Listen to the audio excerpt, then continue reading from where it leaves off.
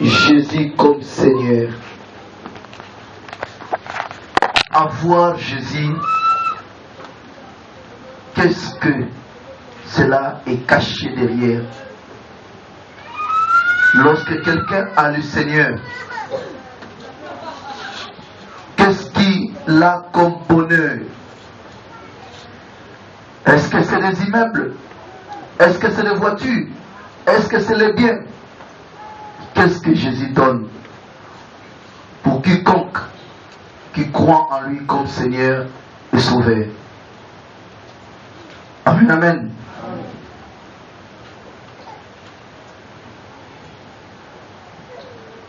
Lorsque Dieu a créé le monde et tout ce qui est dans le monde, la pensée de Dieu,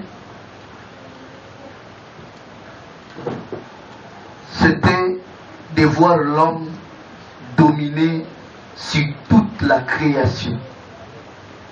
La pensée de Dieu, de voir l'homme régner sur la terre comme un Dieu mineur. Alléluia. Alors si l'homme régnait sur la terre comme le Dieu mineur, l'Éternel, le Créateur, devait se sentir dans la joie. Mais ce qui a bloqué, c'était quoi? C'est que l'homme n'avait pas encore connu Dieu. Adam était créé par Dieu. Connaître Dieu dans toute sa profondeur, c'est une autre dimension. Comme il n'y avait pas encore le péché dans le monde, l'homme était libre de conduire sa vie comme il voulait. Il ne péchait pas. Il n'avait pas la connaissance du péché.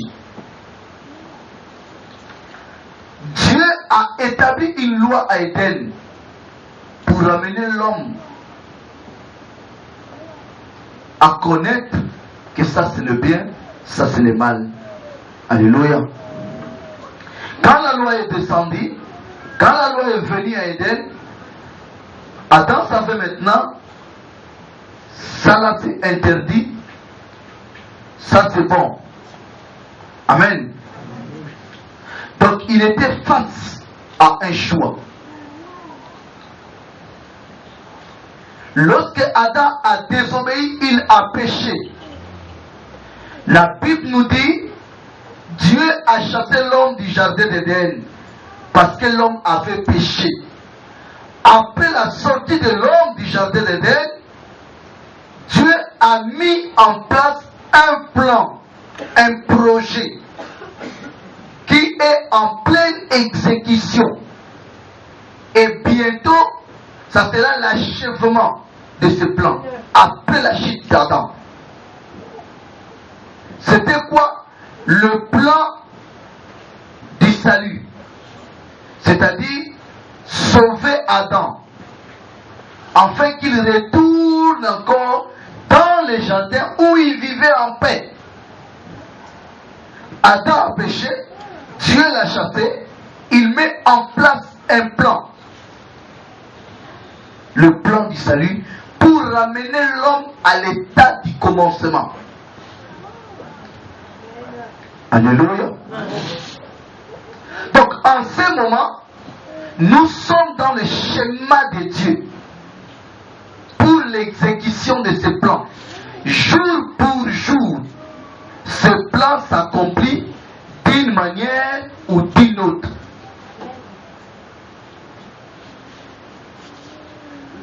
L'homme a péché, ramener l'homme à l'état qu'il avait avant le péché. Voilà le souci de Dieu au moment où Adam s'est écarté de la voie du Seigneur.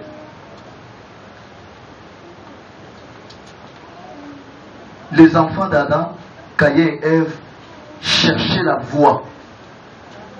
Ils ont fait des autels. L'offrande de l'un était agréée, l'offrande de l'autre était rejetée. Alors, bien-aimés, le mystère de ce qui s'est produit, c'est l'apôtre Jean qui l'a vu au ciel lorsqu'il est monté. La Bible dit, il va au ciel, il trouve Dieu assis sur un trône. Il avait un livre dans sa main droite, écrit au-dedans, et dehors, la Bible dit, ce livre cachait le mystère. Et on dit à Jean, tout le mystère de l'humanité est dans ce livre. Si quelqu'un prend ce livre, il arrive à rompre le sceau, à lire et à regarder ce livre, voilà, l'humanité est sauvée. Amen, amen. Amen. Jean voulait maintenant voir qui était digne. Puisque Adam a péché, l'humanité est sombrée dans les ténèbres. Paul a dit, nous sommes entrés dans les ténèbres. Pourquoi? Parce que toute personne ayant péché, bien-aimé, subit la même sentence qu'Adam, où l'Écriture dit, les conséquences du péché, c'est quoi? C'est la mort. C'est pourquoi nous mourons. Mais quand Jean monte au ciel, il découvre toute l'histoire de l'humanité depuis Adam. C'était quelque chose de petit, on peut faire à 2 secondes. À 2 secondes, ça devait finir depuis. C'est nous-mêmes les hommes, nous avons tardé. C'est quelque chose de simple. Au début, j'ai vu que c'était difficile. Il voit maintenant le mystère du livre, le mystère de la puissance de Dieu, le mystère de tout ce qui est caché dans ce livre. On dit, celui qui prend le livre, qui arrive à rompre le sceau, à lire et à le regarder, bien aimé, l'humanité est sauvée. Jean dit maintenant, mais Abel est où? On lui montre, voilà Abel. Mais Abel peut le faire. On dit non, il n'est pas digne. Comment Abel n'est pas digne du moment où Abel avait offert à Dieu l'offrande et Dieu l'avait agréé? On dit non, Abel ne peut pas. Ok. Et Seth qui avait invoqué le nom de l'Éternel, dit non, Seth non plus. Ok. Et celui qui a construit l'arche, Noé, on dit Noé même n'est pas digne. Bon, ok. Et le grand, le père de la foi, Abraham, on dit lui, n'en parlons même pas. Bon. Et le libérateur Moïse, celui qui a libéré Israël, il n'est pas digne. Jean a vu qu'aucun être humain, aucun prophète, aucun homme était capable de prendre les livres entre la main du propriétaire, récupérer les livres, lire, regarder les mystères qui sont à l'intérieur, rompre chaque sceau, ouvrir chaque mystère. La Bible dit, Jean a commencé à pleurer. Il a pleuré pour l'humanité. Tous nos larmes étaient en lui. Parce que le sort de l'humanité devenait incertain. C'était un mystère. Jean commence à pleurer. La Bible dit, lorsque Jean a pleuré, cela a commencé à toucher un peu ce qui était tout autour du trône. Il dit à Jean, ne pleure pas. Arrête de pleurer, Jean. Voici le lion de la tribu de Juda, celui qui est digne de prendre les livres, de rompre le sceau, de lire et de regarder. Dès que Jean a écouté, il dit, oh, il est où? Il fallait l'embrasser, il fallait sauter sur lui, parce que voilà, chaque homme était incapable. Les saints, les prophètes, aucun homme. Jean tourne avec le souci de voir un lion à l'œuvre, un lion qui s'approche. Mais Jean regarde, au lieu de lion, il voit qui? Un agneau. Mais la Bible dit un agneau. Vous savez déjà, l'agneau est tellement fragile. Amen. Mais un agneau, la Bible dit immolé encore. Déjà au départ, il est fragile. Mais deuxièmement, on l'a coupé la tête. Il saignait, il avait partout le sang. Mais il avait quand même la force de marcher. Petit à petit. Cet agneau va jusqu'à devant Dieu dans son trône pour demander à Dieu, remets-moi les livres. Hey. Alors la Bible dit, le père du mensonge c'est le diable. Et sur la terre, Les menteurs sont les fils de Satan. Là-bas en haut, il n'y a pas de mensonge. On dit à Jean, voici les lions. Jean tourne avec joie puisqu'il connaît les lions. C'est le roi de la forêt. Il tourne, il voit l'agneau. Oh! Faut demander à celui qui a annoncé les lions. Il dit, mais ce n'est pas les lions. Mais c'est l'agneau. Tu m'as dit lion. C'est l'agneau. Pourquoi il attend lion, mais il voit agneau? Est-ce qu'il y a quelque chose qui ne va pas? Est-ce qu'il y a eu mensonge? Non. C'est ça l'importance d'être avec Jésus, frère. Parce qu'une personne a double face. Il a entendu que c'est le lion. Il regarde, il voit, c'est l'agneau. Quelle est l'explication cachée? Quand j'annonce que c'est le lion, cet agneau que vous voyez, il est lion. Mais lorsqu'il s'approche au trône de Dieu pour récupérer les livres, il faut qu'il vienne avec le sang, qui est le prix de l'achat. Si Abraham n'était pas digne, parce qu'il n'avait pas un prix qu'il a payé pour récupérer les livres. Parce que les livres retournaient entre la main de Dieu au moment où l'homme a péché. Adam était un Dieu mineur à Éden. Adam commandait la nature. Adam était chef. Adam était Dieu. Faisons l'homme à notre image, selon notre ressemblance, afin qu'il domine sur tout. Il a perdu la nature divine lorsqu'il a péché. Lorsqu'il commence à mourir, il devient charnel, purement charnel. Alors avant le péché, Adam avait la nature de Dieu. La preuve année, il avait la vie de Dieu. On appelle ça vie éternelle. Lorsqu'il pêche, il perd le mystère de la vie éternelle et il devient un homme qui peut mourir. Alors tout homme qui est venu après Adam, ils avaient en eux un péché qu'on appelle le péché adamique. Alors un péché ne peut pas sauver un autre péché. Malgré tout ce qu'Abraham a fait, malgré tout ce que Noé a fait, malgré tout ce que Sem a fait, si vous suivez bien cette lignée, c'est la lignée des hommes qui avaient des défauts. Aucun homme était digne, car la Bible dit, Dieu déclare, nul n'est juste, nul n'est saint. Pas même un seul. Alors, l'agneau vient. En un seul mot, cet agneau, c'est Jésus. Qui a deux trônes. Premier trône, c'est la grâce. Deuxième, c'est le jugement, c'est le lion. La grâce, il vient avec son sang récupérer les livres entre la main de Dieu. Et lorsqu'il récupère les livres, il commence maintenant à nous ouvrir les mystères. Alors frères, pourquoi j'ai pris cela? C'est pour vous montrer une chose.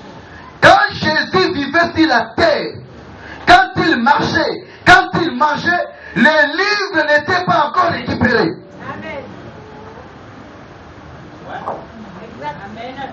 Vous n'avez pas compris.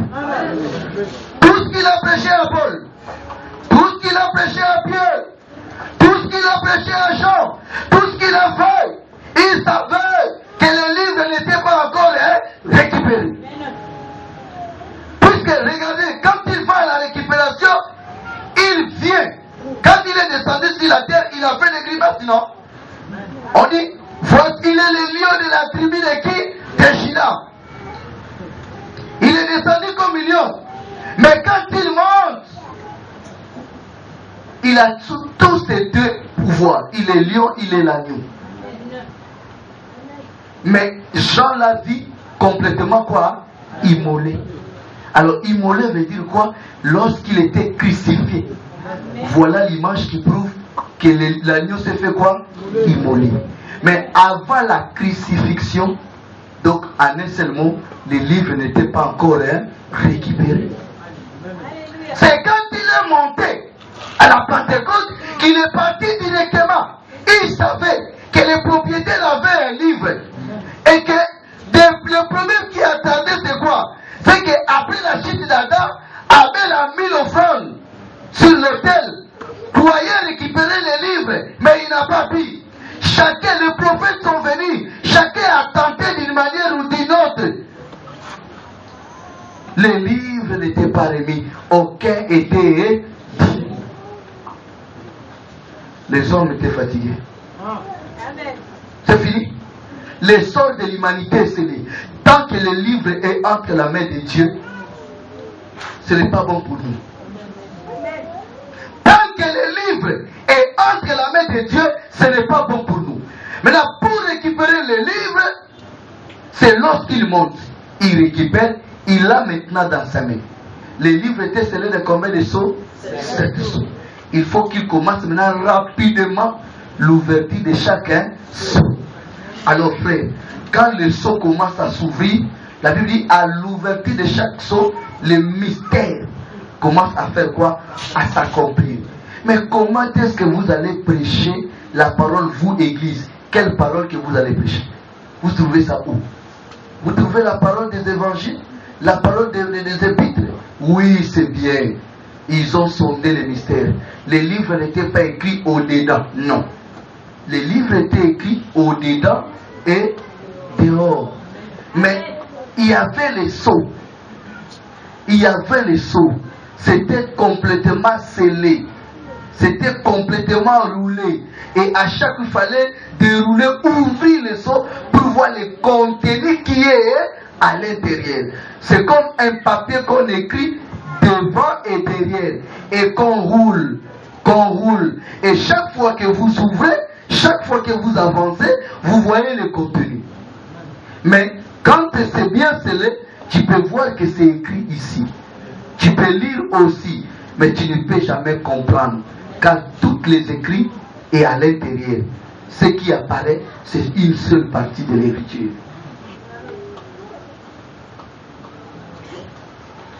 Donc, si l'église existe vraiment au Gabon, il faut maintenant qu'elle nous enseigne ce qui est dans les livres. Parce que Jésus est venu mourir pour récupérer quoi? Les livres. Il a bien reçu la mission, il a récupéré quoi? Les livres. Maintenant, après avoir récupéré les livres, il n'est plus revenu. Mais il a dit avant de partir, j'ai beaucoup de choses à vous dire. Mais je ne peux pas vous dire parce que vous n'allez pas comprendre. Mais quand il viendra, lui, quand il viendra, il s'agit du consolateur, il s'agit du Saint-Esprit, lui là, il va vous dire beaucoup de choses. Alléluia. Alors, depuis la Pentecôte, le Saint-Esprit est venu. Mais avant que le Saint-Esprit vienne, il a fallu que les livres soient d'abord quoi? Récupérés. Regardez par exemple Pierre, quand il vivait sur la terre, les livres n'étaient pas encore récupérés. On lui pose la question. Tu connais cet homme? Tu mangeais avec lui? Tu marchais avec lui? Il dit non, je ne connais pas. Les coqs chantent. Deuxième fois, l'appelle Pierre. Jésus, c'est ton ami, non? Je ne le connais pas. Troisième fois, Pierre. Lui là, tu étais son bras droit, non? Il dit jamais pas moi, regardez mon visage. Alléluia. Le même Pierre, les jours de la Pentecôte, il se lève devant 3000 personnes. Au lieu de régner Jésus, il dit ici, c'est l'accomplissement de ce qu'avait dit Joël. Comment Pierre ne s'est pas souvenu de Joël lorsqu'il était à la cour de Pilate, le jour du jugement de Jésus? Pourquoi Pierre n'a pas pensé qu'il y a un Joël qui existe? Parce qu'il n'avait pas encore reçu le Saint-Esprit. Quand il a reçu le Saint-Esprit, il commence à lui enseigner même Joël. Alléluia. bien-aimé, toi qui es mon frère, toi qui es ma soeur, il faut dire que Dieu t'a béni. Pourquoi?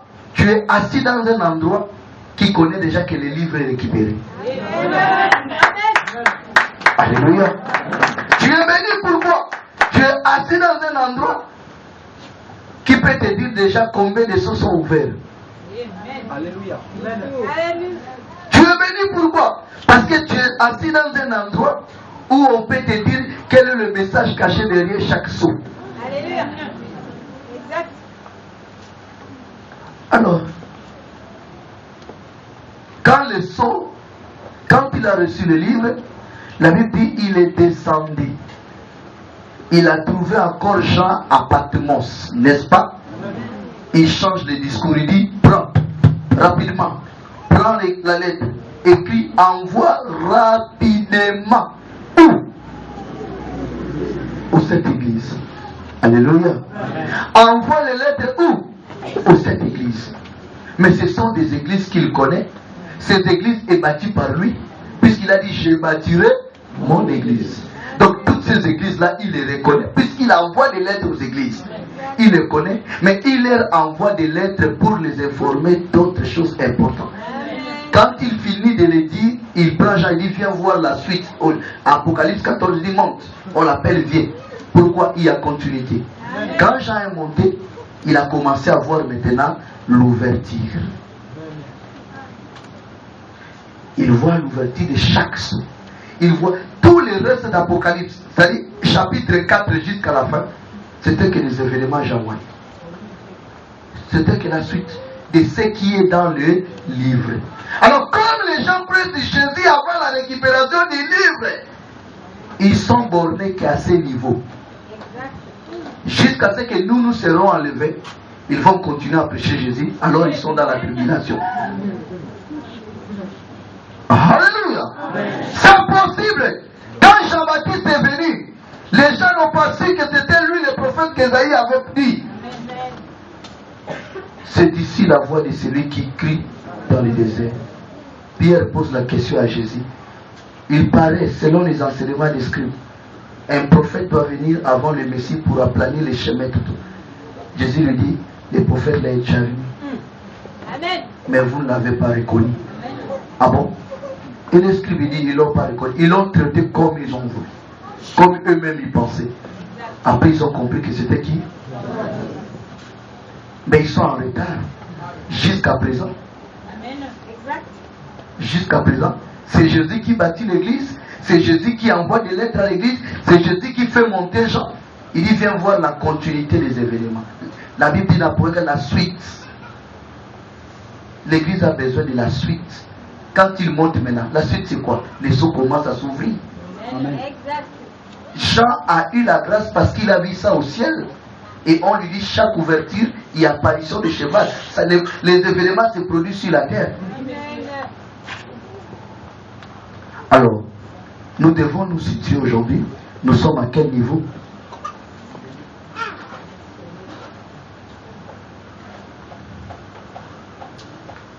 Nous sommes à quel niveau, frère? Vous posez la question au messager à l'âge de l'église d'Éphèse. Vous posez la question à l'âge de l'église de Laodicée. Vous dites, qui est Seigneur? Mais qu'est-ce que l'âge va vous dire? L'âge va dire ce qu'il a reçu.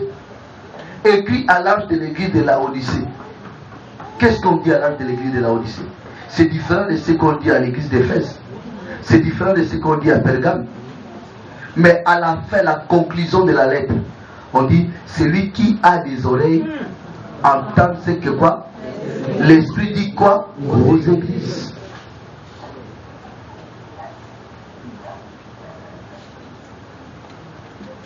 Bien-aimés dans la foi,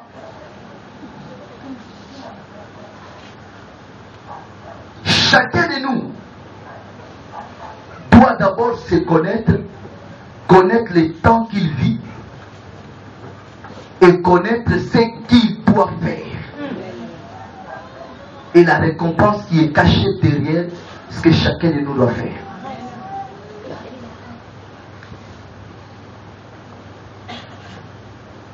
Qui es-tu? Toi, qui es-tu? Amen. Je suis enfant de Dieu, puisque nous n'avons que deux, nous n'avons que deux lignées. Si tu n'es pas enfant de Dieu, il n'y a pas un intermédiaire. Tu es de l'autre côté. Il n'y a pas entre Dieu et lui, il n'y a pas un autre milieu. Amen.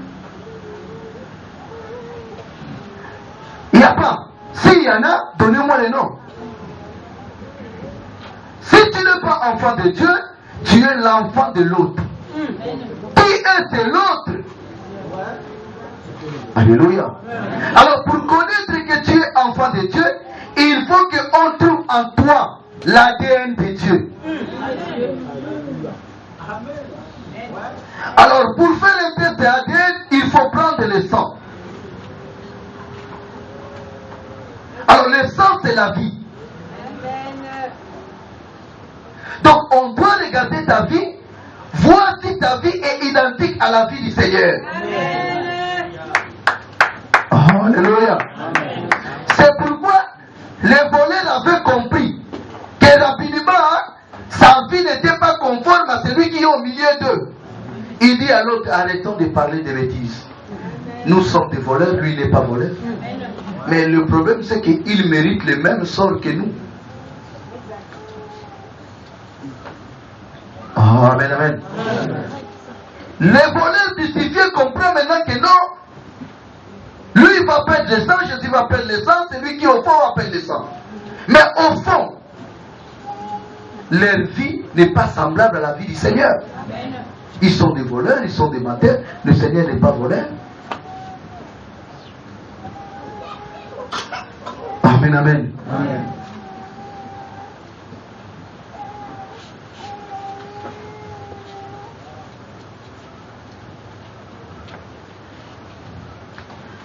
Lorsque Jésus récupère le livre entre la main de Dieu,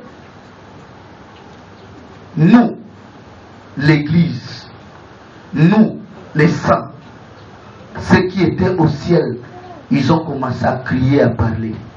Tu es digne d'être élevé, tu es ceci. Frère, c'est pourquoi je vois que vous n'avez pas encore compris. Vous adorez l'ancien Jésus. Parce que ceux qui ont vu le nouveau Jésus, quand ils ont vu récupérer les livres, la Bible dit, le ciel a tremblé. Les anges, les êtres vivants, les vieillards. Jean dit, il a entendu même un cantique nouveau. Tu es digne de mériter la louange, la gloire, son ciel, l'honneur. Tu as récupéré la miséricorde. Tout le ciel est dans la joie. Mais si le ciel est dans la joie, mais comment doit être la terre? Mais la terre n'est pas dans la joie à cause d'une chose. Ceux qui sont sur la terre ont perdu la nationalité. Ils sont devenus des mondains.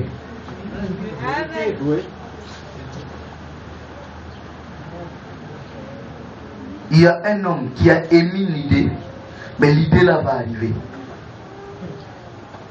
Il dit, il veut que nous puissions arrêter d'avoir des passeports.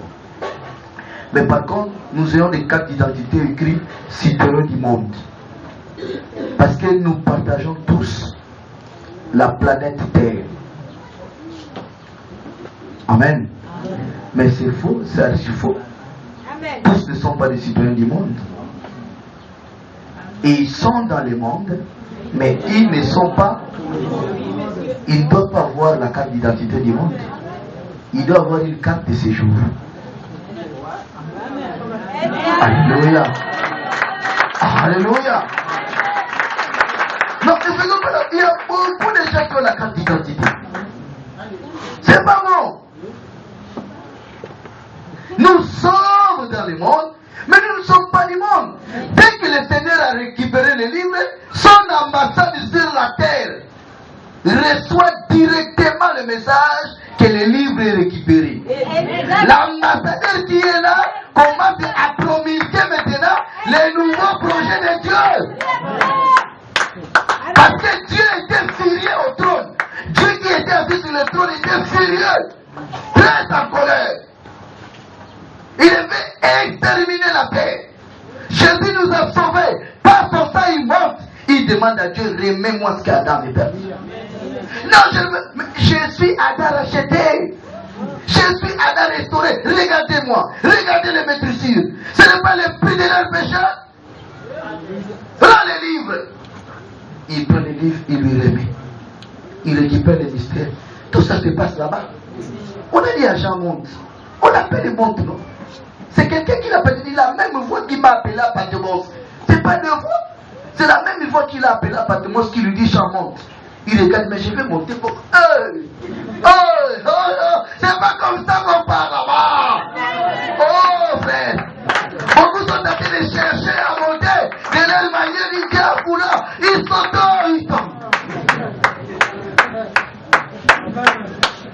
Alléluia. Oh, je pars à la montagne chercher la face de Dieu. La Bible dit celui qui me voit meurt.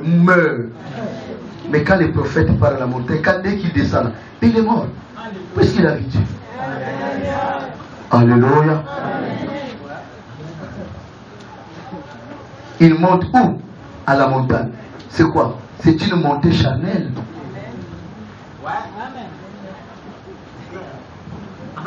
Amen, amen. Mais Jean dit monte. La Bible dit le Saint-Esprit est venu prendre les gens. Le Saint-Esprit l'a amené. Il voit les livres récupérés. Automatiquement, l'ambassade de Dieu est sur la terre et saisie de la situation. Dès que l'ambassade est saisie, l'ambassadeur commence une nouvelle politique. Amen. Il commence à expliquer pourquoi. Dès qu'il y a changement des ministres, des gouvernements, nouveaux projets ou des changements de tout au pays, là-bas où se trouvent les ambassadeurs, d'autres sont rappelés, d'autres sont saisis, et ils commencent à expliquer maintenant ce qui se passe au pays. Alors quand Jésus récupère le livre, Paul dit, l'église est quoi? L'ambassade de Dieu sur la terre. Alors si l'église est l'ambassade de Dieu, nous allons prendre Deutéronome 17, verset 14.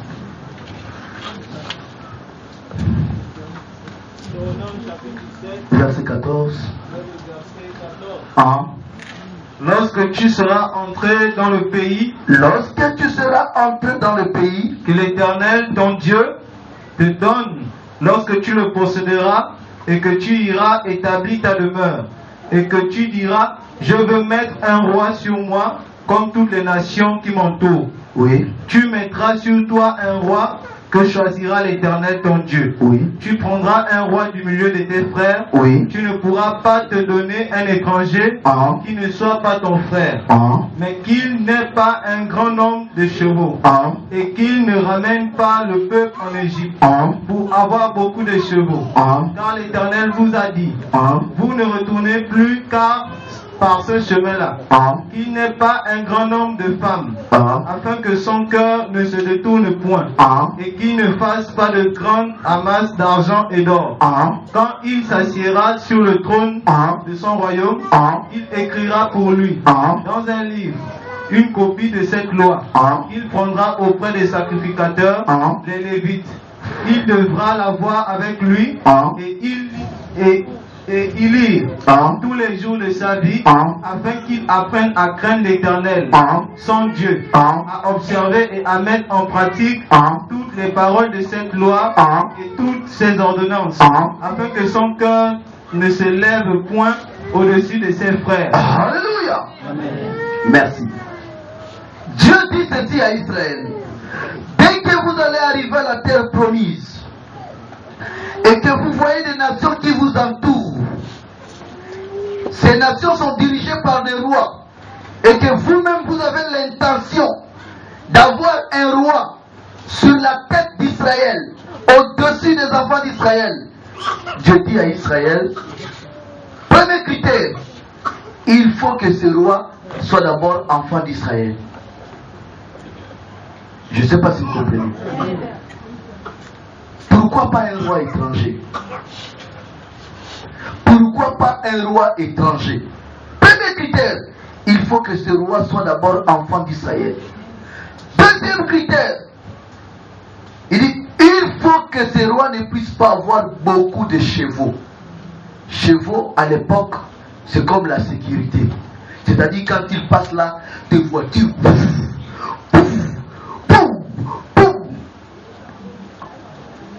comme Bush, comme Obama. Pourquoi? Mais parce qu'il doit beaucoup de gens. Je ne sais pas si vous comprenez. Non, il ne peut pas marcher comme nous. Donc il faut qu'on ment. Il n'est pas là, on a pris la voiture, lui il est dans une voiture que tu ne peux même pas imaginer. Pour tout cela, parce qu'il doit beaucoup de gens. Alléluia. Il ne faut pas qu'il puisse avoir beaucoup de femmes. Il ne faut pas, bien aimé, qu'il prie d'autres dieux. Il faut quoi? Les prophètes viennent. On lui fait une copie de la loi du Dieu. On donne au roi. Obligatoire, la Bible dit, on oblige au roi, matin, midi, soir, de lire la parole de Dieu afin de diriger la nation conformément à ce que Dieu a dit. C'est-à-dire, la Bible l'oblige jour et nuit. Parce que s'il ne fait pas ça, il va dominer. C'est pourquoi le pouvoir aujourd'hui, c'est le sang. Parce que la loi de Dieu n'est pas lue. La loi de Dieu n'est pas méditée par les rois.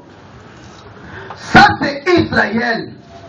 C'est lorsque Dieu a dit à Israël. Mais bien aimés dans la foi, nous, la Bible nous appelle des nations.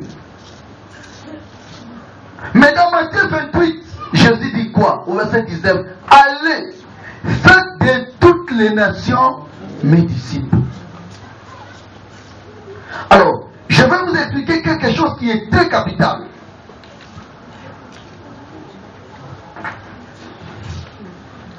Pour vous, je fais ça toujours comme ça.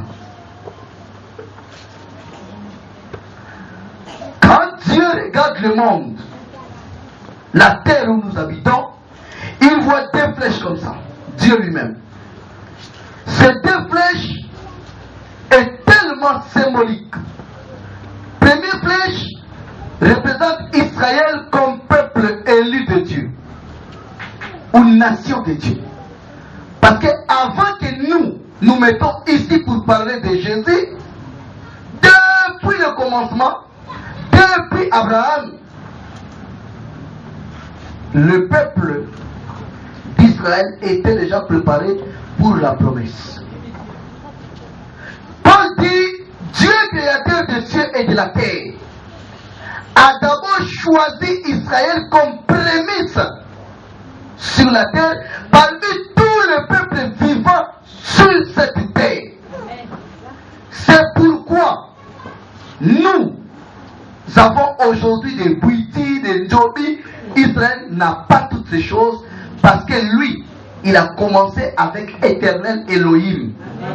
Et quand Dieu traitait avec Israël, il avait donné les dons aux nations. Amen, amen.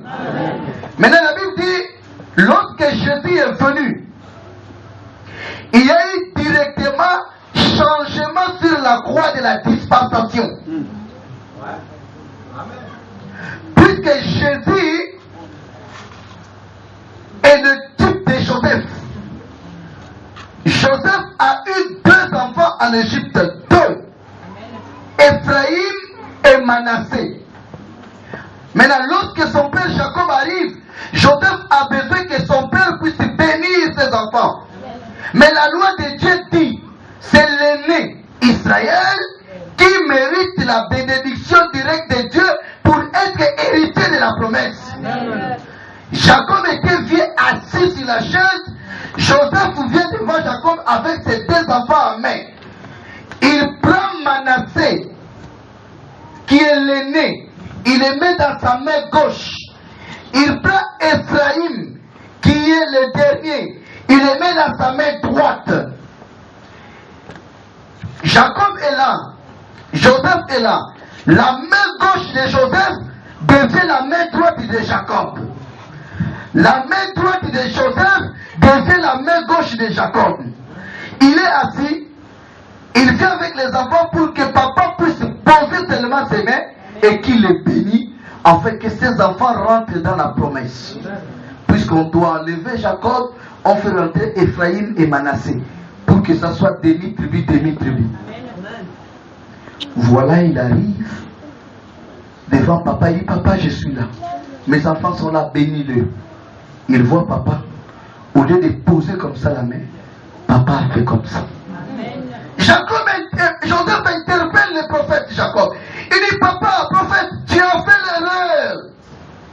Tu t'es trompé. Allège ta main, enlève ça. Celui-là est l'aîné, pose la main droite sur lui. Celui-là est le cadet, pose la main gauche. La Bible dit, Jacob était vieux, avancé en âge. Mais il dit à Joseph, je vois. Il dit, oh. Papa, tu as des problèmes de vue. Si tu voyais, tu ne devais pas faire ça. Alors l'Écriture dit, Jacob était avancé en âge. Il ne voyait plus. Mais quand on prend sa main, des forces, pour qu'on le mette chez Ephraïm Manassé, il dit, je vois. Mais papa, tu es aveugle, il dit, je suis en train de voir. Mais pas avec ses yeux, mais avec la vision prophétique.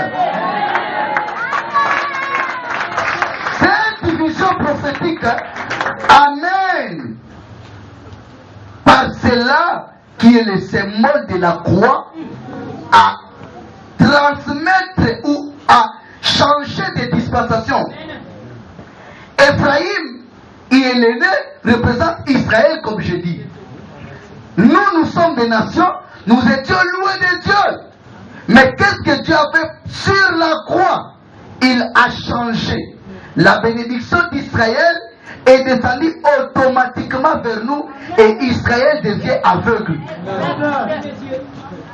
Donc, tous ces produits ici sur la croix, quand ils l'ont crucifié, la Bible dit Dieu les a aveuglés pour qu'ils ne voient pas la promesse qui était chez cet homme. La Bible dit Israël est rentré dans l'aveuglement pour que nous, les nations, nous soyons sauvés. Donc Jésus, en ce moment, quand Dieu les regarde, il les voit ici. Alléluia. Alors, le même Jésus dit allez, faites de toutes les nations mes disciples. Quand on a dit toutes les nations, vous croyez c'est quoi? Pour vous, vous croyez c'est quoi? Il y a des exceptions dans les nations? Non. Quand on dit toutes, en commençant par nos chefs, nos ministres, nos députés, nos sénateurs, tout le monde, jusqu'au dernier peuple, tous disciples de Jésus.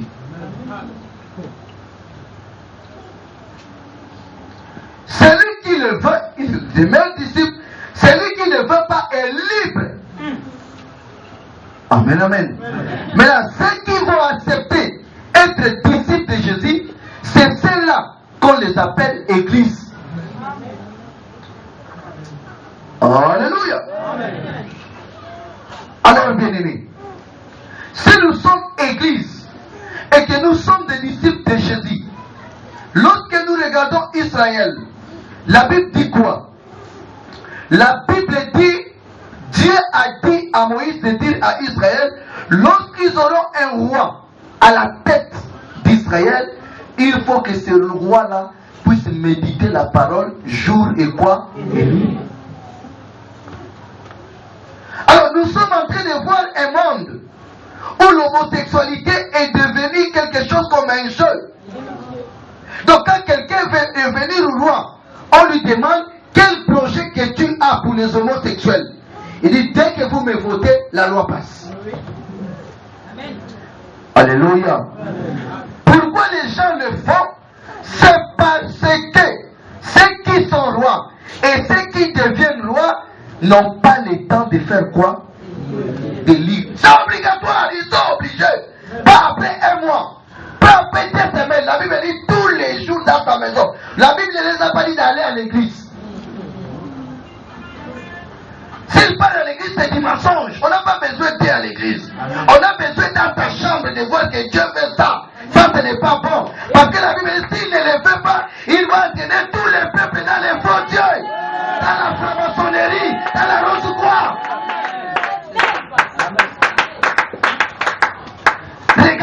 Israël, ils ont eu le même problème. Quand Saïl est devenu roi, quand Jéroboam est devenu roi, comme ils n'ont pas médité la parole, ils ont adoré d'autres dieux. Et quand les rois adorent d'autres dieux, c'est tous les pays qui viennent à cette adoration. Il n'y a aucune écriture dans la Bible où le peuple a adoré d'autres dieux. Non. C'était les rois qui commandent pour que les pays entrent. Puisque si le peuple commence, le roi est capable de décider de mettre à mort ce peuple. Le chapitre 17 de Deutéronome au verset 1er, la Bible autorise à Israël, si quelqu'un adore l'autre Dieu, on le tue. C'est une loi. Lisez le verset chapitre 17. On demande si c'est un homme ou une femme, il faut le tuer. Maintenant, si c'est le roi, qui va le tuer? Les pays sombres. Comme Dieu sait que lui, il est la tête. La parole de Dieu dit ceci. L'huile de Dieu tombe ici la tête d'Aaron et passe par-ci ses barbes pour arroser le peuple. Lui, il ne commence pas au genou. Lui, il commence par la tête.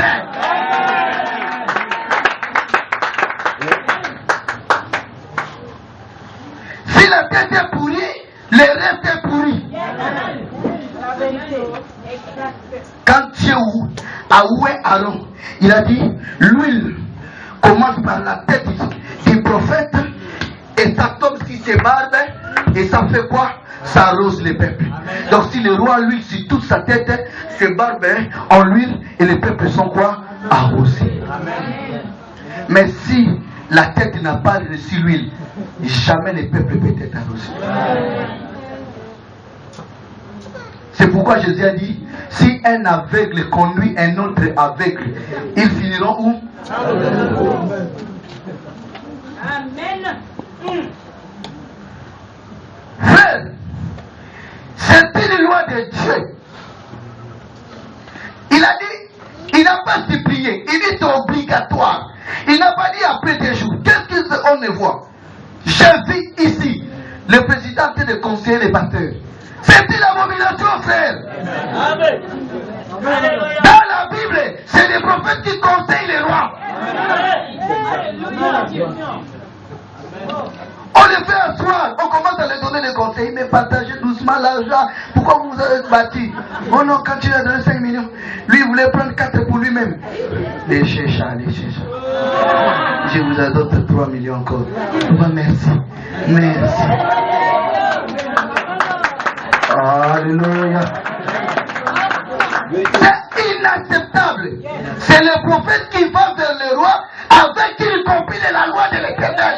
La Bible dit il faut lui faire une copie. C'est obligatoire, il faut photocopier la loi, lui donner. Que si tu es roi, il faut diriger comme ça. Les États-Unis ont tenté, mais il ne le fait pas bien. Parce que celui qui fait la copie, c'est celui qui n'est pas avec Dieu. C'est ce vieux-là, son nom c'est l'ami d'Osborne, l'ami de Branham. Il s'appelle qui? Vous ne connaissez pas le prédicateur américain, il a 80 ans. Quel béni. Béni, il est rien aux États-Unis. Billy Graham. Si un président prête serment, il est là avec la Bible. Tu poses la main et tu jures. Alors frère, je vais vous dire, Israël n'a pas de constitution. Pourquoi? Les religieux ont appelé le premier président d'Israël, le premier président de la nation d'Israël en 1945, David Ben Gurion. Ils ont dit, Israël n'aura pas de constitution. Ils ont signé les pactes de statu quo. Jusqu'au retour du Seigneur, Israël n'aura pas de constitution, ni loi votée dans le Parlement. Non, la loi d'Israël, c'est le Torah.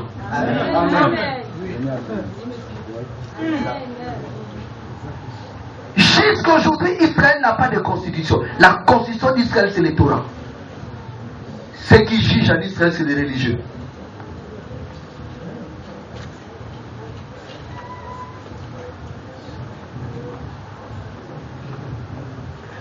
Alors, frère, nous avons que deux dispensations. Nous avons les nations et nous avons Israël. Alors, si nous sommes rentrés dans la promesse, Jésus n'a pas fait d'exception. Il a dit, faites génération les disciples. Mais le problème c'est quoi? L'église a une responsabilité. Parce que la Bible dit, vous êtes la lumière du monde. Et nous sommes au temps du soir. Toutes les nations représentent les ténèbres. L'église est la lumière. C'est lui qui doit éclairer le monde pour lui dire c'est comme ça, ce n'est pas comme ça. Amen. Alors, l'église ne joue pas son rôle. Il joue son rôle à mal. Je vais vous montrer qu'il joue son rôle. Tous les rois, tous les présidents du monde sont influencés par l'église. Oui, monsieur. Comme dit la Bible dans Deutéronome, effectivement, eux aussi sont influencés par l'église. Mais de quelle église s'agit-il? L'église de Baal. Dans Apocalypse 17, on dit les rois de la terre, les chefs militaires, tous les hommes sont ivres du vin de l'impudicité. De qui? De qui? Donc tout ce que la prostituée dit, les rois de la terre font quoi? Ils les écoutent. Donc les rois de la terre ont la volonté d'écouter Dieu, mais sauf qu'ils ont un faux. C'est pourquoi l'homosexualité passe. Au moment où je vous dis, il y a synode au Vatican sur la famille. François, lui c'est un pape relax. Il est tellement différent des autres. C'est Jockman. Donc lui, il est comme des acteurs américains. Donc quand il arrive dans la scène, il dit, calmez-vous.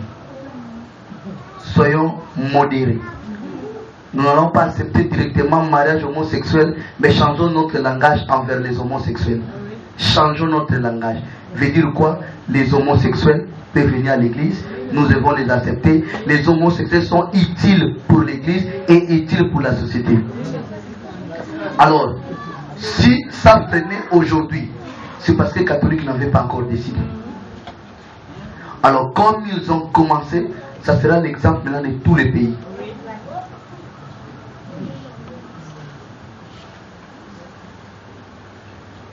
Alléluia.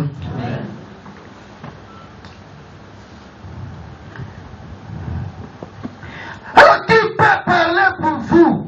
Qui? Oh frère, vous êtes comme Israël à Babylone. Israël a subi le même sort à Babylone. Ils sont partis en déportation. Les rois babyloniens avaient le pouvoir donné par Dieu. Et avec ces pouvoirs, ils voulaient dominer Israël. Parce qu'Israël avait péché. Vous savez qu'est-ce qui s'est passé? Il a poussé un peu les bouchons loin. Il fait les statues au centre-ville. Et demande à tout le monde de faire quoi? D'adorer, de se prosterner. Mais Babylone, nous l'avions aujourd'hui spirituellement. Mes frères, il y a eu 3 hommes ou 4. Parmi ces gens, il y avait Daniel. Ils ont dit, roi, nous ne pouvons pas nous prosterner. Mais tous les restes des peuples prosternés. Quoi? Roi dit, bon, on va voir. L'heure arrive, on sonne la trompette. Tout le monde à genoux. Daniel debout. Il ouvre sa fenêtre. La fenêtre, quand il a ouvert ça, la Bible dit la direction de Jérusalem. C'est-à-dire, la maison là où il habite, la maison a plusieurs fenêtres. Mais la fenêtre que Daniel ouvre, cette fenêtre regarde directement Jérusalem. Frère, nous pouvons être à Babylone. Nous avons encore une fenêtre à ouvrir. Amen. Par exemple, nous prions dimanche. Pourquoi? Pourquoi nous allons à l'église dimanche? C'est parce que les catholiques ont décidé. Et quand les catholiques ont décidé, dimanche est un jour de repos, tous les pays du monde, d'une manière officielle, dans la constitution de tous les pays, dans la constitution du Gabon, dimanche, jour de repos, jour férié. Qui a dit au Gabon, dimanche c'est un jour férié? Mais parce que les catholiques ont décidé. Nous pouvons encore ouvrir une fenêtre.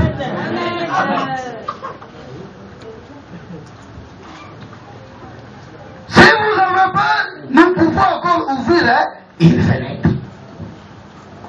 Dès que le roi est saisi Ils ont pris Daniel. Ils ont pris ses amis.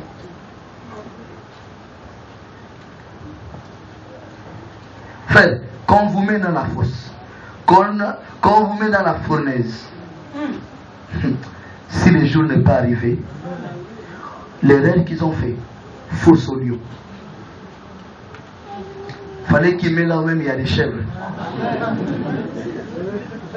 Fallait qu'il le mette dans le fosse du serpent. Il le met au fosse au lion. Pour eux, ils se disaient, les lions, c'est lui qui déchire. Mes frères, ils oublient. Ils oublient.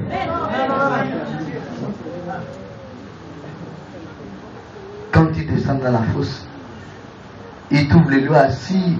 Daniel, ça va?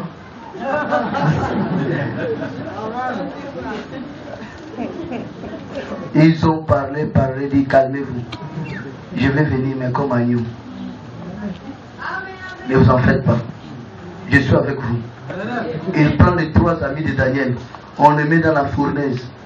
La Bible dit le roi vient. Il regarde la fournaise. Il dit non, ils sont 4. Non, on a mis 3. Il dit je suis en train de voir 4. Il y a un homme au milieu d'eux.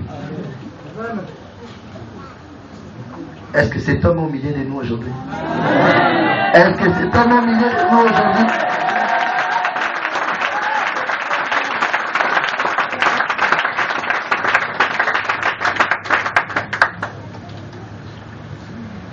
Ils ont mis 3, ils sont devenus 4.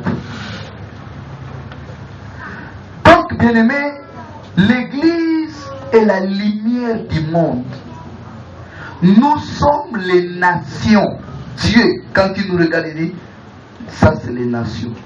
Il ne nous appelle pas Église, il nous appelle nation. Nation en général, mais au milieu des nations, ceux qui croient au Seigneur, c'est celle-là que Dieu appelle lumière. C'est celle-là que Dieu appelle Église. Quel est leur rôle? La Bible dit, vous êtes une lumière, on ne vous met pas sous la table, au sommet d'une montagne, pour faire quoi? Éclairer toute la ville. Alléluia. Est-ce que nous sommes en train vraiment d'éclairer la ville? Quand on dit l'église éclaire, vous croyez comment? On prie, on prie, on prie, et Kingele éclairé, non. La Bible dit, la parole prophétique est une lampe qui brille dans un lieu obscur. Si nous persévérons aux enseignements des prophètes, si nous persévérons dans le mystère que les prophètes nous ont révélé, bien-aimés dans la foi, nous devenons une lumière pour ce monde.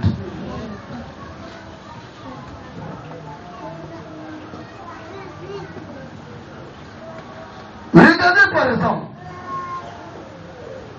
le monde a de sérieux problèmes maintenant. De sérieux problèmes.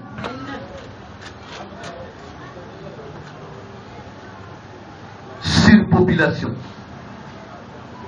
Surpeuplement. Chaque jour des bacheliers arrivent. Des gens qui finissent l'université arrivent. D'autres ont déjà 10 ans, ils n'ont pas trouvé le boulot. Chaque année, de l'Europe, partout, ils viennent. Les boulots. Partout, les taux de chômage. Partout, les problèmes de famille. Partout. Mes frères, tout ce que nous vivons aujourd'hui, vous ne savez pas que c'est géré par les diables. Ce sont des jeux du diable. Combien de personnes sont devenues orphelins à cause d'Ebola? Mais ce que vous ne savez pas, l'UNICEF a eu encore le boulot. Combien de personnes vont construire des maisons à cause d'Ebola? Combien de personnes vont acheter des voitures à cause d'Ebola? Ebola a donné le boulot à l'UNICEF. Tous les enfants hors de qui sont devenus orphelins, l'UNICEF les prend. Ebola donne du travail à l'OMS. Ebola crée le travail au programme alimentaire mondial. Ebola donne l'UNESCO le travail. Ebola permet aux gens d'acheter des maisons. Mais si Ebola finit, comment vivra ces gens?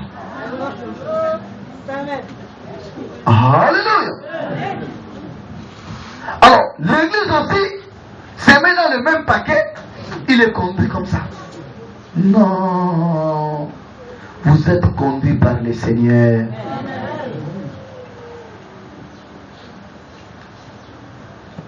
Nous n'avons rien que nous allons amener depuis la terre jusqu'au ciel, ni maison. Quelqu'un qui avait beaucoup d'argent, il meurt, on l'enterre même pas un. Même symbole prend même 10 000 mètres dans le cercueil. Si tu essaies de mettre l'argent là, tu vas trouver de mettre son corps dehors. Et ces gens n'ont pas tort. Les gens ont faim et tu vas mettre l'argent à l'intérieur. D'autres encore ignorants, les jours de mort, ils préparent, cotisent. Si tu as fait, viens, on va manger.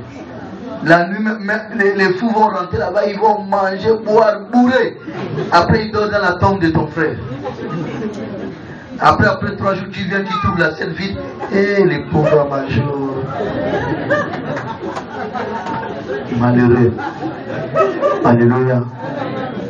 C'est ça, nourriture, il aimait ça quand il était vivant. Il aimait beaucoup les niemoués. Amen, amen. C'est l'ignorance, frère. Moi, je crois que nous pouvons donner du boulot aux chômeurs. Moi, je crois que nous pouvons être plus riches. Moi, je crois que nous allons avoir le pain quotidien. Si nous mettons en place un don que Dieu nous a donné, l'amour. Si nous mettons en place quelque chose. La force de l'église, c'était quoi? La Bible dit qu'il n'y avait aucun indigent. Aucun. Mais qu'est-ce qu'ils ont fait pour ne pas avoir des indigents? La Bible dit qu'ils ont mis tout en commun.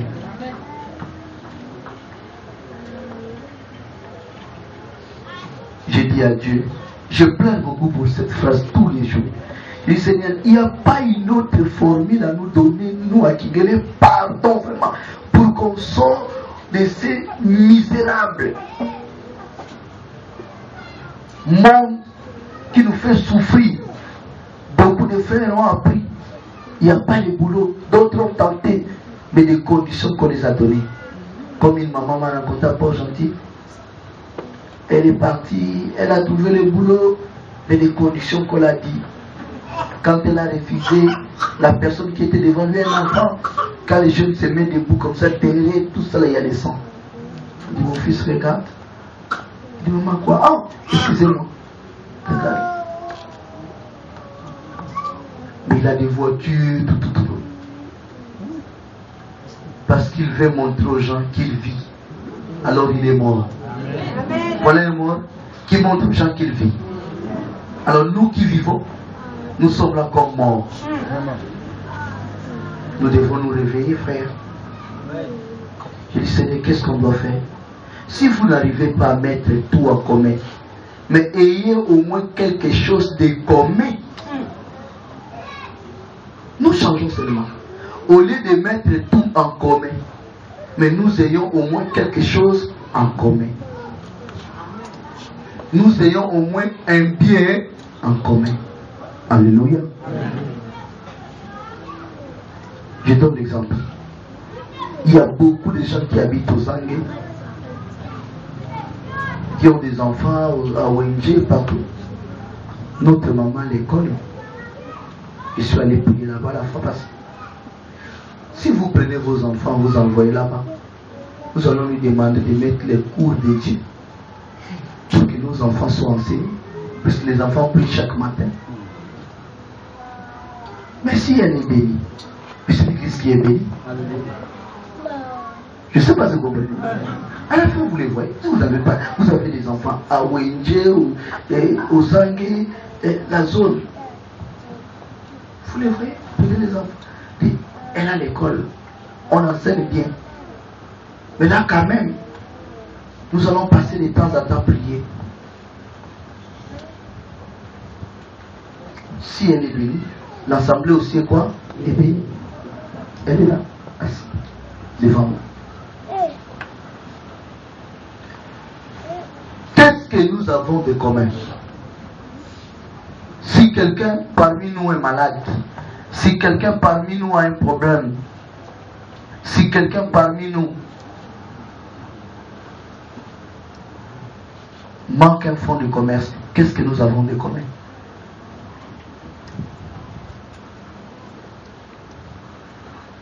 Je suis allé un jour prier, maman et Thomas m'a invité. C'était l'heure tontine. J'ai trouvé les femmes. Je les ai exhortées à prier. Mais j'ai posé la question comment il fonctionne. Ils m'ont donné seulement quelques explications. Alléluia. L'église est incapable de le faire. Incapable d'avoir des biens en commun. Pas tout en commun, des biens en commun.